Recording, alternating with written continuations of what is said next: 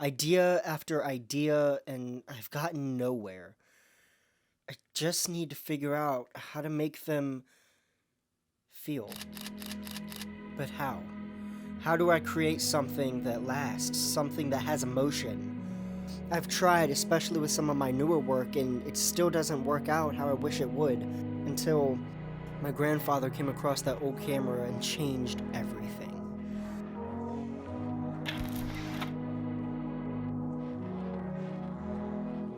That was the day I fell in love with the vintage look. Every way I turned, the gray and bloom Halation were right there, but just out of reach. So I turned to the internet, scouring thousands of websites until the answer was right in front of me. An app that could do it all, and most important... Hey, this video's about Dehancer. Yeah, I know the app. No, the software that does everything the app does. Oh, is that why there's a watermark on the video? Because you have the software, not the app? Are you recording me right now? No. I'm gonna go talk about software. Oh, okay, I guess. There's still an app. And Lightroom stuff. And DaVinci. Yo, what's up everybody? Welcome back. There's a few things I want to mention before I get into the main chunk of the video. I was approached by the team over at Dehancer to review their product and give my non-biased opinion about it. So that's what I'm going to be doing. What Dehancer is trying to do is give your videos a film-esque quality. And I think it really works. I think it's awesome. But there are some points I want to go over and some things I want to mention that others have brought up. So let's get on with it. Go over to Effects. Type in Dehancer and drag that on top of your adjustment layer. And what you're going to see immediately is it brings up this weird greenish sort of look, which you don't want at all. So all you have to do to change that is go down to Film and click the Enable button. So I'm going to start with input. I'm going to try and make this as easy as I can for y'all, but as I go along, if there's some things that you don't understand, feel free to reach out or even go on the Dehancer website. They have a ton of different stuff and a ton of articles you can look at that will help you out. So automatically, your footage is in Rec 709. Now, what I found is you can either keep it in Rec 709, go down to DVR WG/Rec 709, which sometimes changes it, sometimes it doesn't. Or you can go down to Choose Camera, which is the most preferable option. Click Camera Not Selected and go through all these and try and find your camera. If you can't find your camera, click something that is super close to your camera. For example, I'm going to click Canon M50 Neutral, and that's just going to bring a bit more color back into the image. You can go through and they have a ton of different cameras and a ton of different settings you can choose from. So everything in the input library is pretty simple. As you can see, we're going to start with exposure. This changes the exposure of the overall image. So you can go super dark or super bright. Temperature changes the temperature of the film. So, either super yellow or super blue. And depending on what you're trying to go for, you can change it and try and get a happier feeling, maybe a sadder feeling, a calmer feeling. It's up to you. I like most of my footage to have a bit warmer color. So I'm going to go about 5 right here. Tint also does about the same thing, except it's green and pink. I usually don't mess with that as much, but it can help with white balance. Now, defringe has a pretty unique effect, because I have not seen this in an actual software, for video at least. So what defringe does, it helps compensate for chromatic apparitions in some of the effects of Dehancer. So I usually don't use it, but if you want, you can click it, turn these up, and see what it does, see how it changes your footage. So something I want to mention is with every single one of these effects, you can go and click Enable, and you can enable the effect, or you can click it and it'll disable the effect, which is really nice if you don't want something in the footage, or if you want something specific in the footage, you can have that. So click Enable. Contrast, I'm going to turn up a bit, not too much, we'll go 25. No, contrast honestly just changes the overall contrast of the image. So apparently gamma contrast determines how much the midtones are shifted. If it's a lower number, around like -20 or something, you can see it gets darker, or if I go up, it gets brighter. I'm going to put mine around -20 to help out with the footage. Color separation, in my opinion, I don't see it doing much. It doesn't really affect much to me. And I'll show you the before and after. So this is 100. That's 0. So doesn't really mess that much. I mean, I can kind of see a bit more color in the image with 100, but that's just me. Color boost, obviously, it's in the name. It boosts the color. So if you turn that up, you can see it makes everything super, super colorful. It boosts all the colors in your image. And if you turn it down, it pretty much turns it into black and white. I'm going to put mine around, we'll go 40. I think that looks pretty decent. Now the film, this is what we turned off earlier. So if you go click enable, it'll turn it into this weird looking image again. But if you click this right here, the profile, you can see a ton of different things you can change it to. I'm going to keep mine at Kodak Gold, but you can go through, look at a ton of them. There's a ton to choose from, and all of them have a different effect. Now, film compression usually isn't one of those things I touch much, but what it does is it emulates the compression of actual film in your image. So if I click enable, you can see you can change all these. So I'm going to start with impact. Impact changes the overall impact it has on your image, all these different effects. Now, white point changes the film clipping on your image. So if you turn it all the way up to make it simple, it'll make it super, super bright, or it'll clip the whites. If you turn it all the way up to 120, it'll make the whites duller and not as clipped. So I like it when it's a bit too bright. I'm going to keep mine around 70 because that's where it starts clipping for me. So now we're going to go down to tonal range, and what this does is affect everything in the image if it looks like it's compressed or not. So 0 means no compression whatsoever, and 100 means total compression throughout the image.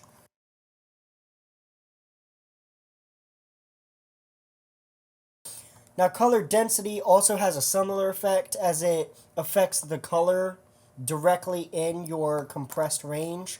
If you turn it up and down and the total range is at 0, nothing's going to happen. And we're going to move on to expand. Now, what expand does is affects the white point and black point of your image. So, for example, if I turn this down to -20, it'll make the image look super washed out, super gray. Or if I turn it up to 30, it'll make everything super, super dark and pretty much unusable in my opinion. So I'm going to go down to about, we'll say 5. Nope, that's too dark for this. 2. 2's not bad. I'd say maybe, actually, if we go -5, maybe that'll work. Yeah, -5 kind of works for this image, as you can see. What white point does is affect the white point of your image. So if you turn it all the way to 120, it makes it darker.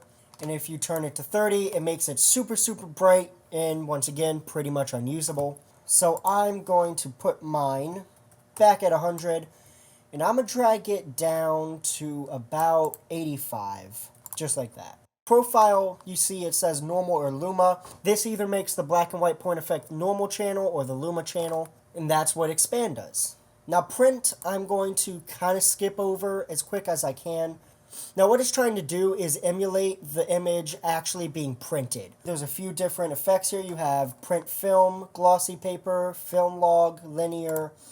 And you can change all these effects. You can change the saturation, the color density, the total contrast. Once again, not something I usually mess with, but it is there if you want to use it. It helps stylize your images. Now I'm going to go down to color head, and this is going to be like the last big chunk of color grading you can do. If I go ahead and click enable, I can affect directly the yellow, blue, magenta and green, and red and cyan colors. What it does is really help you change and dial in your color grading in your white balance in the image. So if you use either of those three, you can change it and really, really dial in your white balance if you haven't already. It really, really helps out. So the next three under this, the shadows, midtones, and highlights, affect directly the shadows, midtones, and highlights of the video.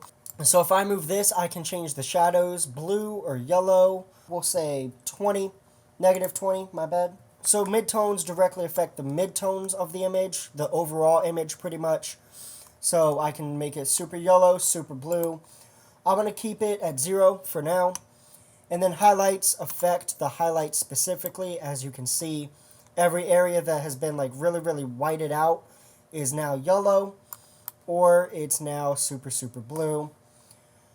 I'm going to keep that at 0. Preserve exposure, if you turn this to 100, it says it'll compensate for any exposure changes.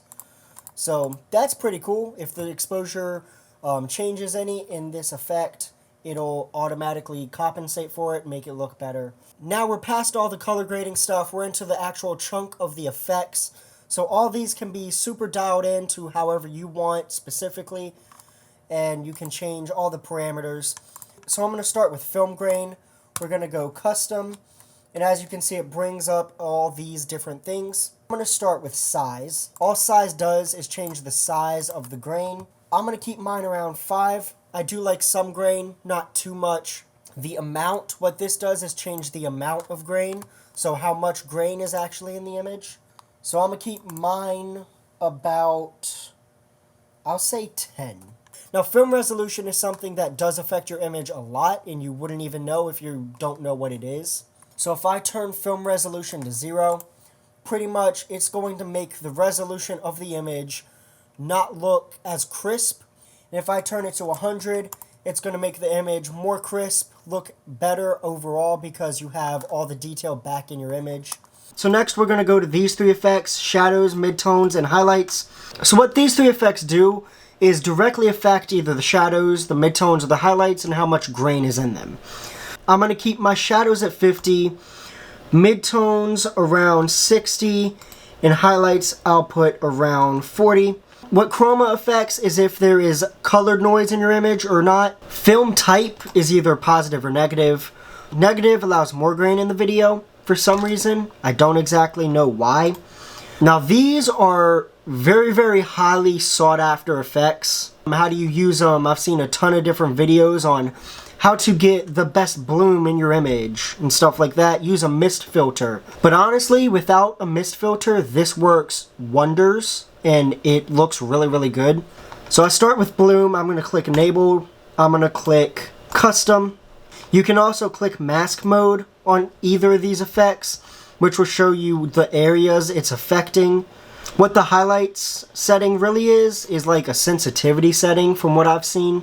Source limiter affects where the effect is being used, so the brighter the area is in my image, for example up here, that little light would be affect more if the source limiter is down to 0. So I'm going to keep mine at 100. Once again, I want the overall brightness of the image to be affected by the bloom. I guess what detail does is really change if it's like super distributed or not, if it starts fading off or not. So if it's at 100, it starts fading quicker, and if it's at 0, it fades a little less, so it's more like thin, if that makes sense. So I'm going to keep mine at 100. Diffusion changes if the bloom is diffused or not. That's really all I have to say about that. So as you can see, if I turn it up to 100, it makes the area of brightness sort of expand out a bit. Amplify really just amplifies the effect or not. So if it's at 0, there's no amplification. If it's at 100, it amplifies it.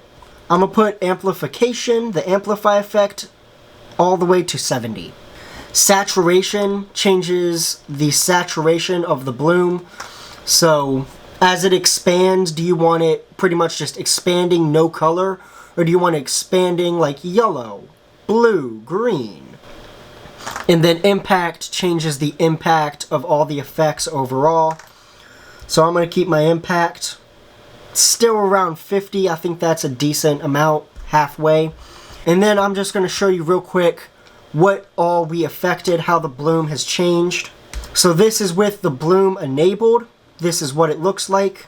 And if I get rid of all the effects, this is what it would have looked like. No effects whatsoever. And that's what bloom does. Now, halation is another one of those things you wouldn't really think about unless you know what film is or you've like directly seen a video or movie shot on film. So if I go here, click enable, and click custom, you can sort of see the redness kind of starting to take over the highlights. And what it does is sort of create this halo effect around the highlights. So wherever there's a highlight, it'll sort of make it a bit red and create a red halo around it. So you can change the source limiter, which will change directly where it is affected. So if we had no halation in this, background gain would allow there to be a bit of halation, not too much, but a bit of halation in the image. Smoothness would visually affect areas with smaller halation, and it'll sort of get rid of them, sort of cancel them out. Local diffusion turns up where it is in the image, and that is the exact same with global diffusion. Amplify also has the same effect, so if it's at 0, it does not amplify anything, and if it's at 100, it amplifies it a ton, as you can see. I'm going to amplify it only about to 10. I don't want too much of it. Now hue does something really cool, as you can see, but if I turn the hue up to 100, it makes it a bit lighter. It makes it sort of more like yellow and orange kinda. So it can have a completely different effect depending on how you put it on your footage and what you do to it. Blue comp, from what I've read, really only affects the image if it's super blue. If the background and the area it's affecting is more blue than it is yellow, then it would affect it. Otherwise, it does nothing. Now, film damage is really cool because it helps add sort of grit to your video. It sort of makes it dirty, is the best way I can put it. So if I click enable here, but dust, if you turn this all the way up and scale all the way up, this is what it looks like. You have sort of just like dirt on the sensor, if that makes sense.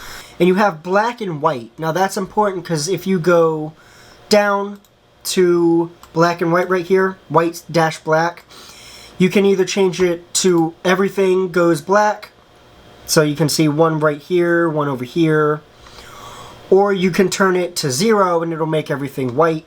And then size balance really just changes if you want them all the exact same size or not. This is what hairs looks like. Pretty much looks like hairs all over. And then scratches sort of emulates scratches on the film, so sort of just lines going down throughout the image, as you can see here.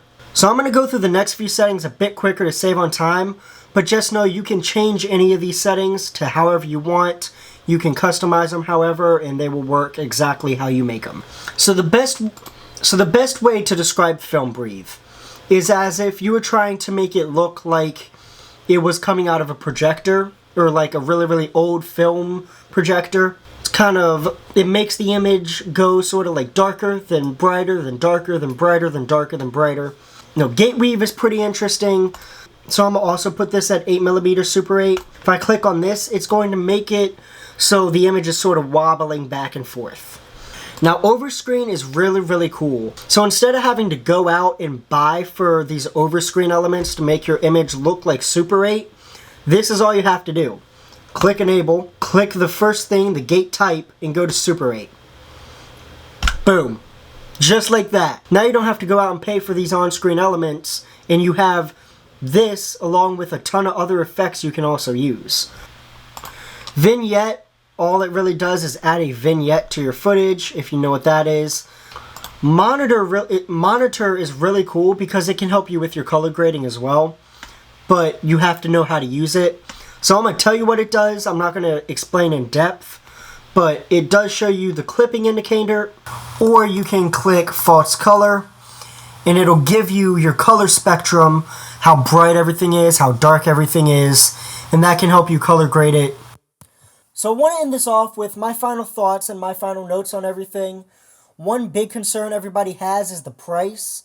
The price is $499 for a lifetime, which you're getting it for a lifetime, so in my opinion, it's not that bad. It could be a lot worse. Compared to everything else, like other softwares and camera gear and all that stuff you have to pay for, it will be a bit of investment, but it is worth it. What you can do is you can use my code Phoenix10. So PHOENIX 10 for 10% off, and hopefully that will help out some. Something that's pretty cool that Dehancer does is you can go and buy the full lifetime thing, everything for that price, or you can scroll down on their website when you're going to buy stuff, and it'll have separate links to where you can buy like halation and balloons separately from everything else if that's just what you want. I think that price is for around $99 to $199 without tax. It does take a bit of getting used to and a bit of knowledge to understand what you're doing, but after a few runs of using the software and trying to understand everything, it does become sort of second nature. Pretty much the more you use it, the easier it becomes. And in my opinion, it's well worth getting this software because you can put so many different effects and presets and do so much that you can make your footage look amazing if you do it right. Honestly, the software is really, really helpful, really, really fun. It makes everything actually look like film, and you have a ton of different effects, and you can go into every single little effect and change every little detail to your liking. I'm going to love using it in the future. Stay tuned for more. Till next time, I'm gone. Peace out. See ya.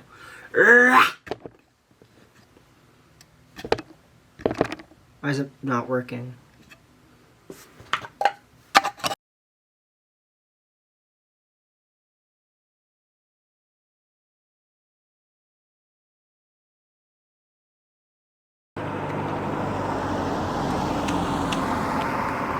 Wrong thing. All right, go ahead. I'm gonna do two different things. All right, so I just stand still and record. Pretty much. All right.